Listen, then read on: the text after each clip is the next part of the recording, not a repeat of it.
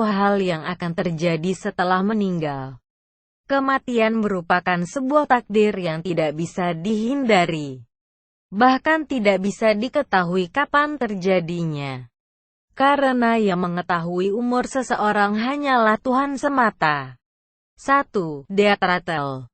Death rattle adalah istilah umum rumah sakit saat pasien yang hendak meninggal mengeluarkan suara yang mengerikan. Namun apa sebab suara ini keluar?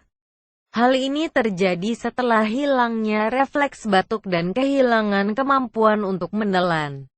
Hal ini menyebabkan akumulasi kelebihan air liur di tenggorokan dan paru-paru. Meskipun jarang menyebabkan nyeri kepada pasien, anggota keluarga akan merasa resah dan terganggu karena suara ini. Siapapun yang pernah mendengar suara kematian mungkin akan teringat-ingat terus. Penyedotan obat anti nyeri dan anti kecemasan biasanya diberikan untuk mengurangi ketidaknyamanan pasien. 2. Chest-box respiration. Ini adalah pola pernapasan yang sangat abnormal ditandai dengan napas yang sangat cepat dan kemudian periode tidak bernapas, apnea. Dalam jangka pendek, jantung menjadi lemah dan terlalu banyak bekerja. Ini membuat tubuh hiperventilasi, bernapas normal cepat dan kemudian tidak ada energi lebih untuk bernapas untuk jangka waktu lama, apnea. Ini berarti organ-organ semakin kekurangan darah dan dengan demikian oksigen kurang. Tanpa oksigen, sel-sel di organ mulai mati. Organ-organ mati dan akhirnya kematian individu tersebut. Meskipun juga dapat terjadi pada orang dengan gagal jantung atau gangguan pernapasan lainnya. Biasanya gejala ini hadir pada saat kematian akan datang. 3. Defecation. Setelah kematian, setiap otot dalam tubuh manusia akan berhenti untuk menerima energi dalam bentuk ATP. Akibatnya, perut akan relaks dan buang air besar dapat terjadi. Hal ini terutama berlaku pada individu yang telah makan dalam periode lama sebelum waktu kematian mereka. Faktor lain yang berkontribusi buang air besar setelah kematian adalah seberapa cepat tubuh seseorang biasanya mencerna makanan. Hal ini ditemukan lebih sering dalam kematian tak terduga daripada kematian normal. Pasien di pusat-pusat rumah sakit mungkin tidak memiliki nafsu makan selama beberapa hari sebelum kematian dan, dengan demikian, mungkin tidak akan buang air besar pada tempat tidur mereka. 4. Rigor mortis. Rigor mortis adalah kekakuan setelah kematian. Tidak hanya manusia bahkan binatang pun mengalami rigor mortis. Setelah kematian, tubuh tidak mampu untuk memecahkan ikatan yang menyebabkan kontraksi. Menyebabkan keadaan kontraksi terus-menerus dalam kebanyakan kasus. Rigor mortis dimulai dalam 1-3 jam setelah kematian, dan mulai benar-benar kaku setelah 24 jam. Bahkan kelopak mata pun mengalami rigor mortis. Jika setelah 3 jam kelopak mata tidak ditutup maka mata si mayat akan tetap terbuka.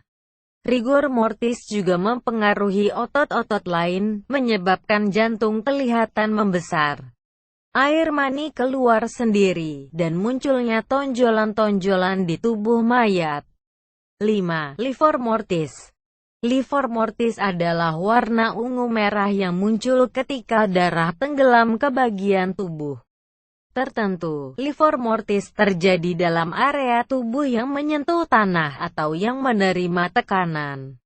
Karena kapiler yang dikompresi ini mirip dengan menekan jari Anda pada lengan Anda selama beberapa detik dan mengamati sidik jari Anda menjadi putih selama sekitar 3 detik. Konsep ini membantu koroner menentukan posisi kematian. Kehadiran atau ketidakhadiran koroner juga dapat membantu untuk menentukan perkiraan waktu Kematian. Hal ini biasanya dimulai 1-2 jam setelah kematian dan menjadi permanen atau tetap dalam 6-12 jam.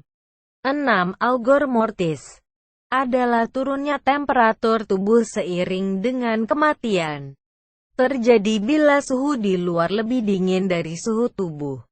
Orang yang meninggal di lantai kamar mandi lebih cepat turun suhu tubuhnya daripada orang yang meninggal di luar. Anak kecil lebih cepat turun suhu tubuhnya daripada orang gemuk. Namun normalnya butuh 24 jam sampai tubuh benar-benar menjadi dingin atau suhu tubuhnya sama dengan lingkungan sekitar. 7. Tachenoire. Tachenoire, secara harfiah berarti titik hitam, adalah garis coklat gelap kemerahan yang akan membentuk horizontal di bola mata. Selama hidup bola mata tetap lembab karena berkedip. Tapi kadang-kadang mereka tidak lagi dilindungi setelah kematian. Oleh karena itu, tachenoire akan terjadi pada individu yang kelopak mata tidak tertutup setelah kematian. Demikian pula membran mukosa lain seperti lidah yang akan gelap setelah terpapar udara yang terlalu lama. Jika individu tenggelam atau tubuh itu ditemukan dalam air, noire tache tidak akan ditemukan. Sebabnya adalah karena bola mata harus terkena udara kering. 8. Purge fluid adalah cairan berwarna merah kecoklatan yang keluar dari mulut dan lubang anus. Sering disalahartikan sebagai cedera otak atau darah biasa. Ini muncul sebagai akibat dari gas yang terbentuk di seluruh tubuh. Ketika terjadi pembentukan gas dalam perut dan usus, perut dapat menjadi tegang dan buncit. Selanjutnya, peningkatan tekanan abdomen menyebabkan pembersihan cairan kotor, darah kebiruan dari kewanitaan, mulut dan hidung. Sebuah cairan bercampur kotoran yang sama juga akan muncul dari rektum, anus. Purge fluid dapat berguna dalam menentukan waktu kematian. Jika seseorang meninggal dalam iklim panas, seperti Texas atau Meksiko, cairan ini dapat dilihat dalam waktu kurang dari 24 jam. 9. Degloving. Setelah kematian kulit akan mengelupas, terutama kulit pada jari-jari dan kuku. Gejala ini membuat kulit mengelupas seperti sarung tangan atau kaos kaki. Hal ini terjadi sebagai akibat dari pembengkakan gas pada batang, leher dan anggota badan, yang menjadi bengkak sehingga seseorang dapat mengira mayat itu obesitas.